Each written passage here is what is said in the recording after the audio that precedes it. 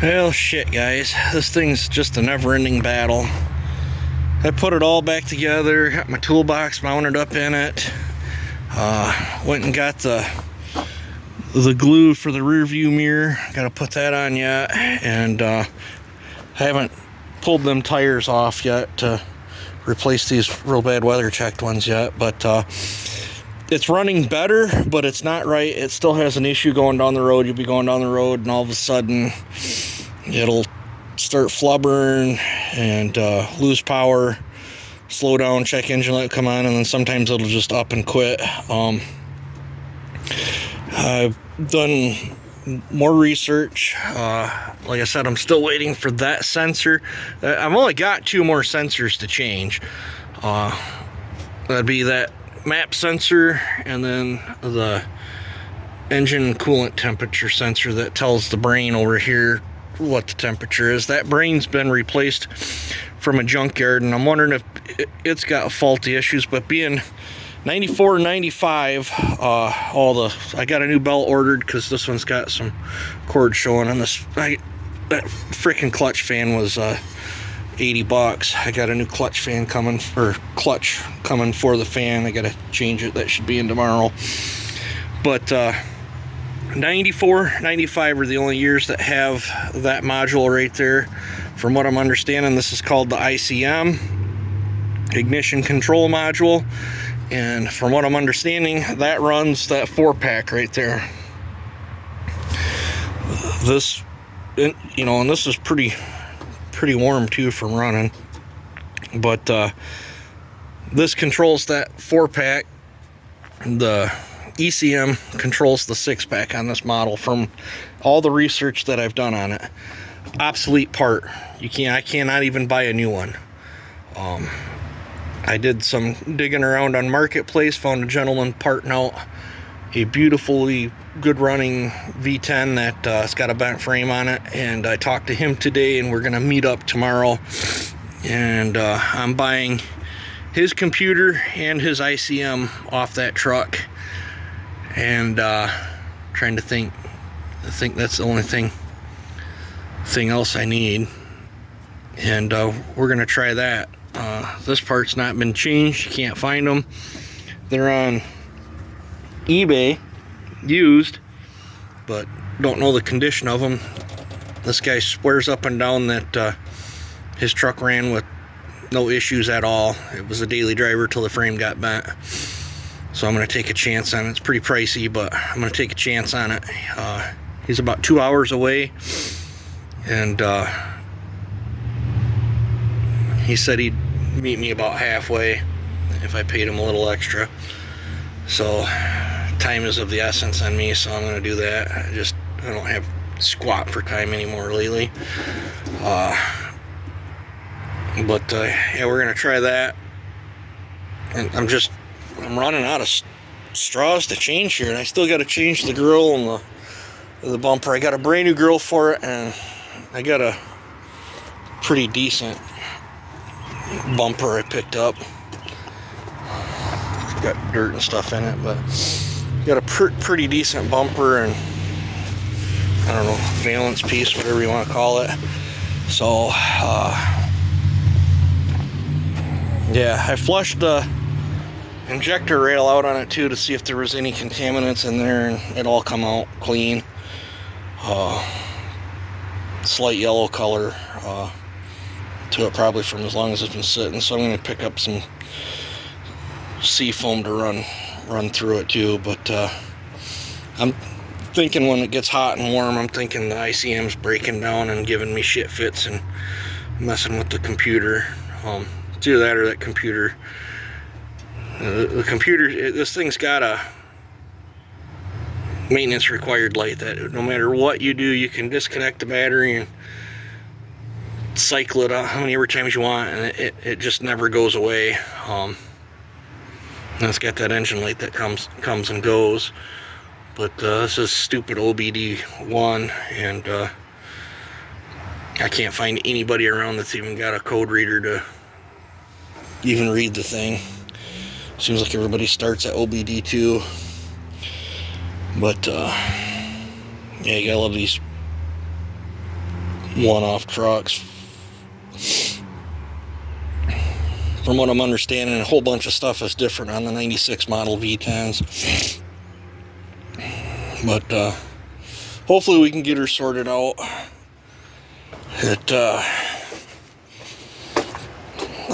I was thinking about, my brother needs tires for his truck. I was thinking about seeing if my brother would want to buy these off me, and then I would just turn around and take that money and buy 2 brand new ones for the back of that. It would help my brother out, but I think he's got 265s and these are 245s, so he might. I mean, these things are pretty decent. I mean, there's quite a bit of tread left on them, but for the miles he puts on his vehicles, he'd probably get 3 years out of them. And then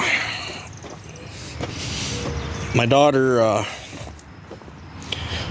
and her boyfriend come over today and spent some time with her, had fun, and me, her, and him split up a little bit more wood.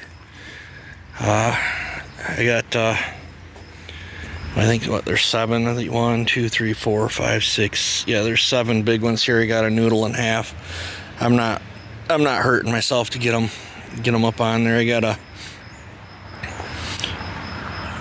twist, bring the tractor down and twist this so I can start pushing wood here. I want to get these, hoping tomorrow I can get them noodled up, get that one sectioned, and then get them split up, and then get that out of the way. Then I can get that 6-footer out of there. And I think there's a couple other ones I gotta peel out. And then we worked off some on this side too. But I'd like to get this section here split when I turn those 7 over there that will become,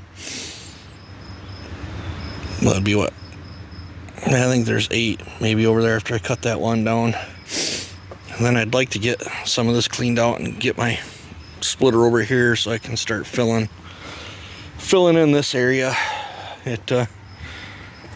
I'll get to it someday if I ever get time from working on a Dodge.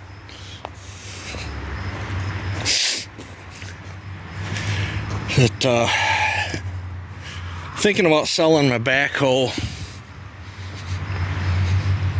off the back of this.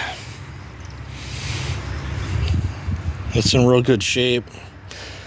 Super duper tight pins. I don't even think there's 10 hours on the backhoe. It's for the Kubota quick connect. I made all this. This is the actual New Holland mount. I don't know if I want to get rid of my New Holland mount in case I ever come across the actual New Holland backhoe for it, but I could unbolt and then just cut the welds that are holding that plate, or just cut right beside the plate and take that plate off. That's the mounting plate that I made for that. But I